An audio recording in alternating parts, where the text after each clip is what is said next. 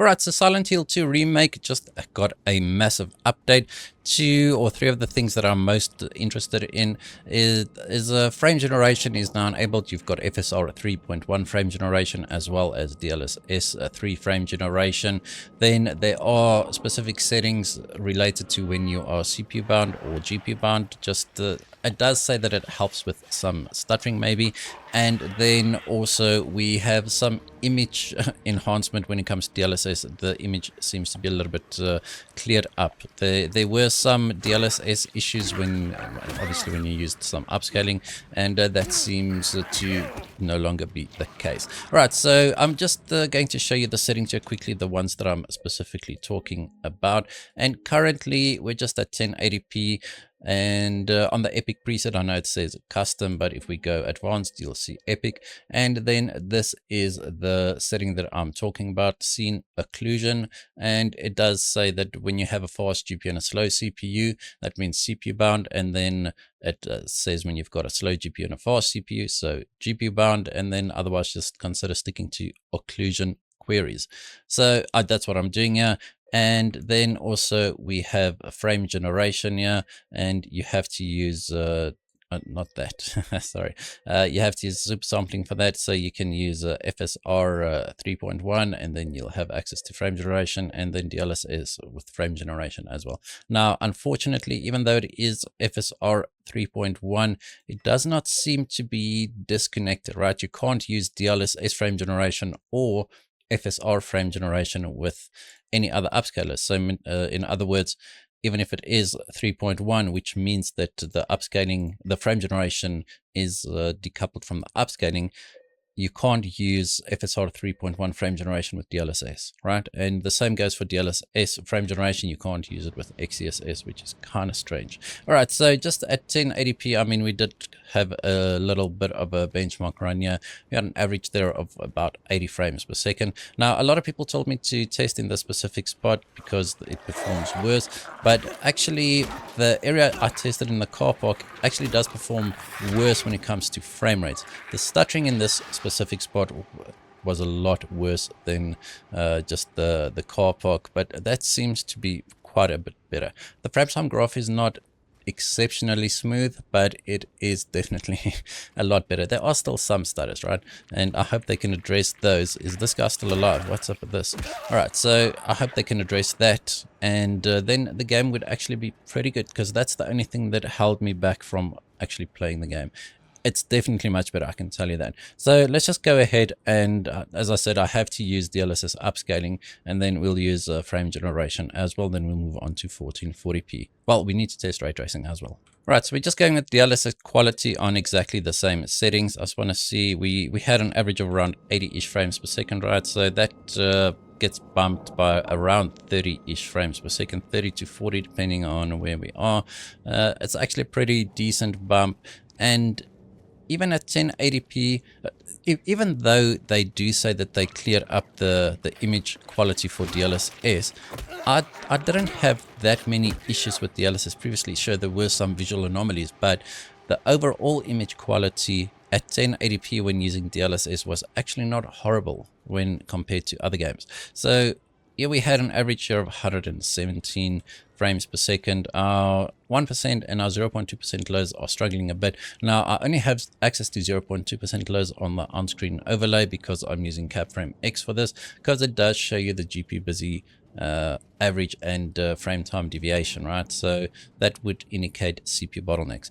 Now let's just see, the leaves were one of the biggest issues, and the leaves disappeared now, but they used to leave quite a bit of trails, and they do seem to be a bit better now. No more excessive ghosting on the leaves. Okay, maybe I'm lying. There is still quite a bit of ghosting. Okay, there's still some ghosting, right? But I think it is better, and there is still some stuttering, but I also think that is better. Right, so I'm just going to go ahead and enable frame generation. Yeah, we had an average there of 115 frames per second, right? So just go ahead and enable frame generation. Luckily we don't have to restart the game, and let's just go ahead. And now that frame time graph is very, very smooth, and we're getting 180 frames per second. So at 60 60 frames per second boost to our frame rate there. Around 50% increase in our frame rate, but you can still see that the stutters are still there, that the frame time spikes are still there. So we do have a very high frame rate here. It's just that our lows are still pretty bad. All right, I'm not going to be wasting too much time here. Let's go ahead and just disable DLSS and frame generation. Let's just enable ray tracing, and then we'll see what the performance impact there is. So remember, at native without any ray tracing, we had an average of around 80 frames per second. And it seems like we still hovering around there, right? It obviously does go down. I did see areas where it dropped below 60 frames per second even. Now, this game does use software lumens, so ray tracing is always enabled.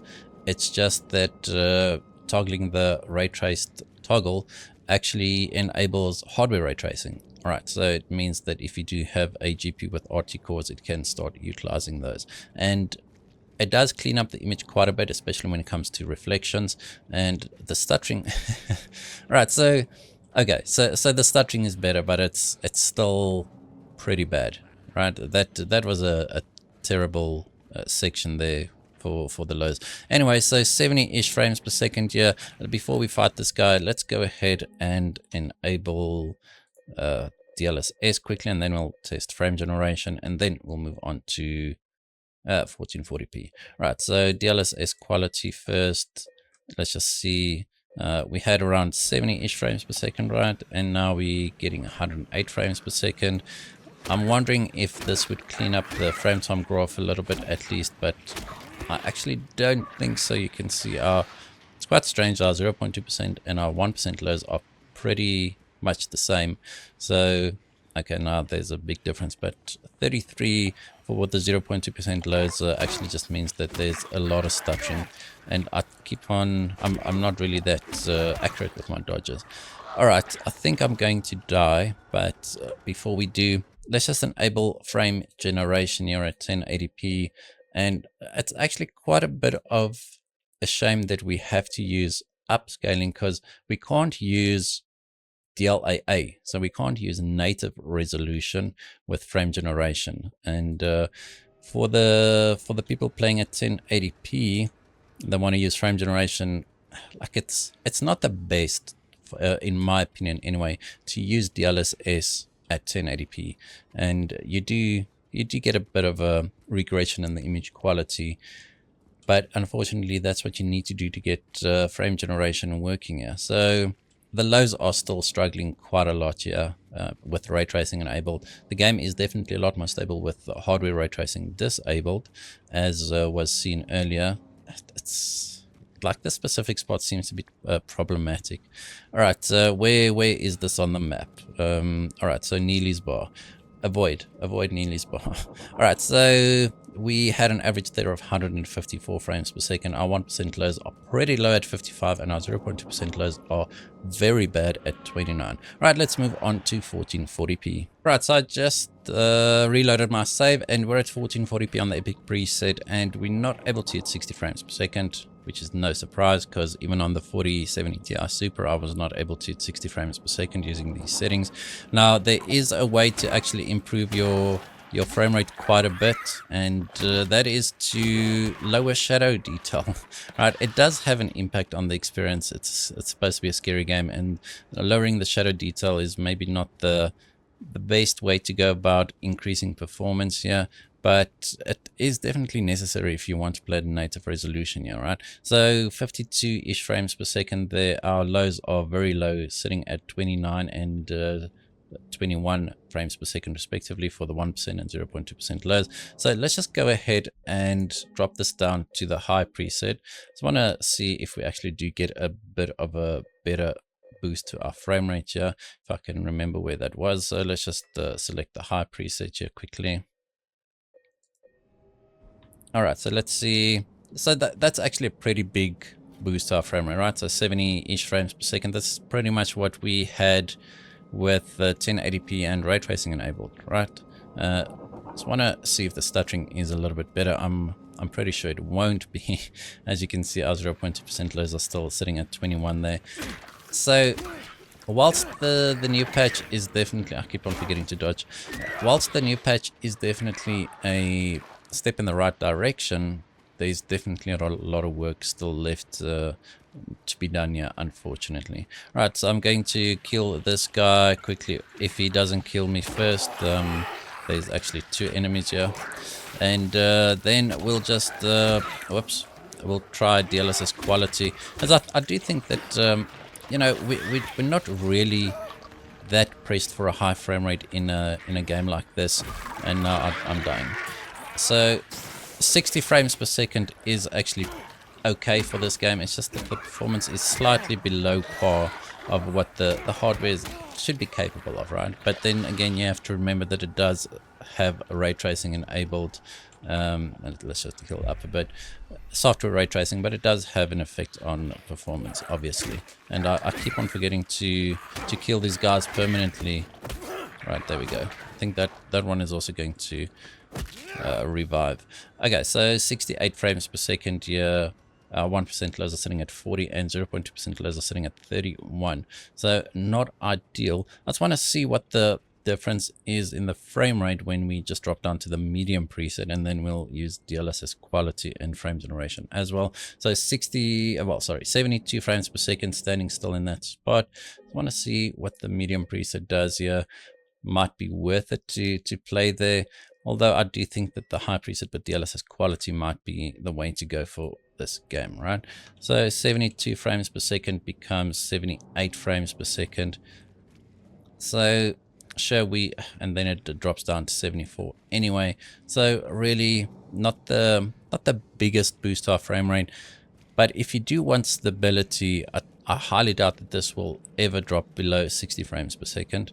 And if that's what you want to play at native, then, I mean, definitely something to consider. But I do think the high preset with DLSS quality is maybe the better way to go. So speaking about that, let's go ahead and do that quickly. So we'll just select the high preset, and then we'll use DLSS quality. Remember, our average frame rate was about, if I can remember where to enable it now, was around 68 frames per second. And so high with DLSS set to quality here. Let me just reset our numbers. So we gained quite a bit. We went from around 68 to almost 100 frames per second. So around 30-ish frames per second to boost our frame rate. Definitely nothing to scoff at, and definitely something to consider. If you do have a 120 hertz panel, then I mean, if you like to try and max that out, even though it's a slower paced single player game, I personally do prefer a high refresh rate experience. I do have a 165 Hz 1440p panel, and I try and max that out as much as possible. Often with the 4070, I'm not able to do that. Then I'll just try and lock to around 144 frames per second using DLSS quality and frame generation. I'm really not fussed about the slight additional input latency that frame generation brings at those frame rates. All right, so 98 frames per second here. Our 1% lows are sitting at 57, and our 0.2% lows are sitting at 43. So I'm going to go ahead and enable DLSS frame generation with these exact settings, and then we'll test ray tracing. All right, so the exact same settings, just with the DLSS frame generation enabled now. And let's just see, it was around 100 something frames per second. Now it's 140 frames per second. So perfect for those who have a 120 to 144 hertz panel. You can use these settings. It should be close to maxing that out, and the frame time graph is definitely looking much better. Now this is, I mean, this is typical of frame generation when you are CPU bound, or when there are slowdowns and stuttering. It actually does clean up the frame time graph quite a bit. Frame generation actually helps a lot when you are CPU bound. We are not CPU bound in this game. This game is actually GPU bound on this GPU and CPU. Even at 1080p, so it's definitely a very demanding game. But this is actually not a terrible experience. You can see that there are still quite a few big stutters, but the visual fluidity, the motion smoothness, is definitely much improved. All right, so 136 frames per second here. Our 1% lows are sitting at 76, and our 0.2% lows are sitting at 45. So not great. All right, let's try ray tracing. All right, so I've got ray tracing enabled just on the high preset still, and we don't have any frame generation or any upscaling enabled. And let's see, I think this is going to be okay. Actually not that bad. We will probably drop below 60 frames per second more often than not, but we were getting around 75 frames per second, give or take, on the high preset without ray tracing, or hardware ray tracing that is, and now we are getting around 60 frames per second. So actually not a terrible experience. This, I mean, the frame rate, the average frame rate is not horrible. I'm just looking for some enemies here, but we are ray tracing actually does increase the stutters quite a bit, as we saw earlier at 1080p. And I just want to see this specific spot here where it's a bit of a stuttery mess. It still is, and it's not shader compilation stutters, because if it were shader compilation stutters, the second time or the third time you move past a certain spot, it would not stutter, but these keep on stuttering, right? And frame time graph not ideal, but we are above 60 frames per second almost all of the time. Yeah, so the first time we're dropping below 60, that's actually pretty good. All right, so let's go ahead and enable DLSS quality here, and then we'll test frame generation, and then we'll move on to 4K. All right, so just DLSS quality still with ray tracing enabled, no frame generation, and maybe we'll get 90 frames per second, and we won't. Okay, so it's not that big of a boost to our frame rate. Actually, we went from around 60, mid 60s to mid 80s. Previously, without ray tracing, we saw a bit of a bigger boost to our frame rate when we enabled DLSS quality. I think we went from mid 60s to, what was it, around 100 frames per second. So it's actually, it seems to be a little bit more demanding when it comes to ray tracing and upscaling, and it does not seem to increase the frame rate that much. But I think if you want to aim for a consistent 60 frames per second experience, you can use these settings and then lock it to 60, right? And the input latency would be fine, because we're not using frame generation to achieve 60 frames per second, and it will smooth out the frame time graph quite a bit. I'll actually show you that just now. Just want to look for another enemy. I don't think we will find, so I'll just reload my save before the next run. But you can see here, getting 82 frames per second, average 46 for our 1% lows, and 35 for our 0.2% lows. So not horrible, but definitely, as I said earlier, and as I said quite a few times, it can definitely still be better. But let's go ahead and just cap the frame rate with these settings and see what happens. All right, so for this, I'm just using RTSS, Riva Tuner Statistics Server, and I'm going to lock the frame rate to 60. You can even see, even in the background there, our frame rate or frame time graph smooth out quite a bit. So let's just see what the performance is like in game. I'm going to reset the numbers here, and we are getting a pretty decent 60 frames per second experience here. The input latency is not horrible. The stuttering is still there, but not nearly as erratic as before. And I'll probably die here, right? Because I've got no health, I believe. So, all right, I managed to beat this one. It is definitely a much more consistent experience, locking to 60 frames per second. So if we have to use frame generation to get to around 120, maybe lock it to 120 frames per second, and you should be able to get a decent experience that way as well. But this is not horrible. Right, so I think I'm going to remove the cap quickly and then just enable frame generation, and then we'll move on to 4K. All right, so the exact same settings, the DLSS quality and the high preset, and the frame generation enabled here. So let's see, we're getting around 85 frames per second here. And now we are getting just below 120 frames per second. So we might not be able to lock it to 120 frames per second and get a decent experience, because we're not reaching 120 frames per second. So frame rate cap will not help us when we are below 120, obviously. And I think maybe capping it to 100 frames per second would be fine, but then the input latency would probably be too high considering we are using frame generation. The stuttering is still terrible. It started off quite well, especially in that first parking lot scene running up to town. It did start off promising, but it's still quite bad. All right, so an average here of 117, but just look at our 1% lows sitting at 56 and our 0.2% lows sitting at 32. So our 0.1% lows would probably be in the 20s, right? So that's pretty bad.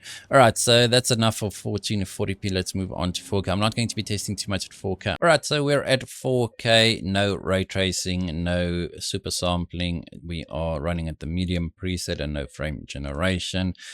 And it's looking kind of rough here. I was expecting the frame time graph to smoothen out quite a bit because we are completely GPU bound now. There's like no question about it. You can see that from the GPU busy deviation, it's sitting at 0%, and that means we are 0% CPU bound. I mean, we were very GPU bound at the 1440p resolution as well, so it's really no surprise, but I was really expecting the frame time graph to smoothen out quite a bit. All right, so that's not happening. We're not hitting close to 60 frames per second. We're quite a ways off. So let's enable DLSS quality. Let's see if we can actually hit 60 frames per second. Now, one thing that you can do is you can just leave the frame rate counter up there. I know it's going to be a little bit in the way, but it actually does render the game. You can see we are getting 46 frames per second. And then if we enable DLSS here, we should see a difference in performance. Actually, we might need to just apply that. So it goes to around 66 frames per second. Oops, wrong button. I don't think we'll maintain 60 frames. Nope. Okay, so it does drop below 60 frames per second. I think maybe DLSS balanced is our is the way to go here. Luckily he draws his weapon when there's enemies close by, because I did not see him. I heard him. Anyway, so 60-ish. Well, I mean 59 frames per second. So this is not horrible if you are playing on a 60 hertz monitor and you've got G-Sync and V-Sync and NVIDIA Reflex enabled, because that will cap your frame rate to 57 frames per second. So we should be maintaining close to that almost all of the time, it seems. So not horrible, but obviously not ideal if you are looking for that consistent 60 frames per second experience. I mean, it dropped into the into 51 frames per second there for a second or two. So I think we'll have to use DLSS balanced here, and I am going to try and aim for slightly over 60 frames per second before I enable DLSS frame generation, because otherwise the input latency would be just too high. And I think we should be okay now. So we are getting just over 70 frames per second. So once again, if we lock it to 60 frames per second, the frame time graph would smoothen out quite a bit, and we should be maintaining 60 frames per second probably almost all the time, right? So 70-ish frames per second here, not horrible if you are looking for the 60 frames per second experience. And I mean, we'll see what frame generation can do here for us, but typically the RX 4070 in my experience at 4K frame generation does not really yield that great results. I think it's just because we are running out of juice on the 4070 at 4K. But you can see we are only using around 8 gigabytes of VRAM here, so VRAM is not an issue. Right, so let's see what frame generation can do for us. We were at around the 68, 69 frames per second, right? So let's go ahead and see if we can hit 100. I doubt it. Okay, so we gained 15 to 20 frames per second with frame generation. Right, so the motion fluidity is definitely better, but the input latency is definitely a lot more noticeable. I noticed this earlier. The game is very sensitive to input latency, actually. Previously, even without frame generation, if we went below 60 frames per second at times, you would notice that in the input latency. And this area, like I don't know if you noticed all the stutters there again. It's really It's really, really concerning, and it's really noticeable. But as I said, it is much better than it used to be, and I think I can actually live with that, and I'll be able to finally play the game. Although I'll be hoping for better optimizations still. All right, so I think that's going to be the best we are going to be able to do. Yeah, so I'm going to leave DLSS balanced enabled, and then I'm going to disable frame generation and enable ray tracing. Let's see if we can hit 60 frames per second here. I don't think so, or maintain it at least. Actually, that's not that horrible. Except for the stutters, those are horrible. Those are really, really horrible. And it's always in this specific spot. I don't know, this is a troublesome spot. So 56, 57, it drops well below 60, lot more often, obviously, because we now have hardware ray tracing enabled. And I think if we want to maintain 60 frames per second with hardware ray tracing enabled, we will need to use DLSS performance here. Now, DLSS performance at 4K is still definitely usable. So let's go ahead and do that. Just a note, our 0.2% lows were sitting at 17 there for before we entered the menu. That's pretty bad. I know this game does have a frame rate cap. Don't use this if you want to cap your frame rate. Just use an external app, because it does smooth out the frame time graph a lot more. All right, so let's go with DLSS performance. I'm not going to go with DLSS Ultra performance because that's 720p. DLSS performance is 1080p internal resolution.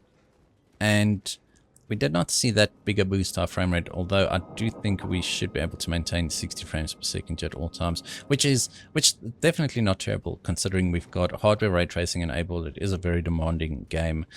This is only an RTX 4070, so it's only got a bus width of 192-bit and 12 gigabytes of VRAM, not the fastest GPU out there, and it's almost maintaining 60 frames per second with 4K output, right? Sure, it's not 4K internal. We determined that it's 1080p, but it does look pretty good, right? And ray tracing, the reflections with hardware ray tracing is definitely some eye candy. It looks very good. Troublesome spot, yeah. Very annoying. So an average there of 68 frames per second, definitely something to consider. I mean, ray tracing, 4K output, 60 frames per second, definitely not horrible. So let's just see what frame generation can do for us, although I do think the impact would be even less than before. So 68 something, I was lying. So now we're getting 90-ish. I'm running past the spot on purpose, right? Just to see what the stuttering is like. But we are seeing 90-ish frames per second here, which is pretty much almost the same as without hardware ray tracing that we tested earlier. So it seems that... So do these guys always respawn, or do I just not kill them properly? Is that my problem? I mean, not respawn, do they resurrect? Alright, so... let's focus on the performance here. 87, 88 frames per second with the ray tracing, but that's obviously with frame generation enabled and DLSS set to performance. So, I mean, it's definitely not the best combination to use, but DLSS performance, as I said earlier, at 4K, it still looks good, and especially in this game. But an average of 89 frames per second, 1% low sitting at 47, and our 0.2% low sitting at 30. Once again, the lows are pretty terrible, but it is great to see them actually move in the right direction and try and improve this game. And it's definitely improved, right? As I said, but it's just not there yet. All right, I think that's going to be the end of this video. Hope you guys enjoyed it. If you did, hit that like button, hit the subscribe button, and as always, we hope to see you in the next one.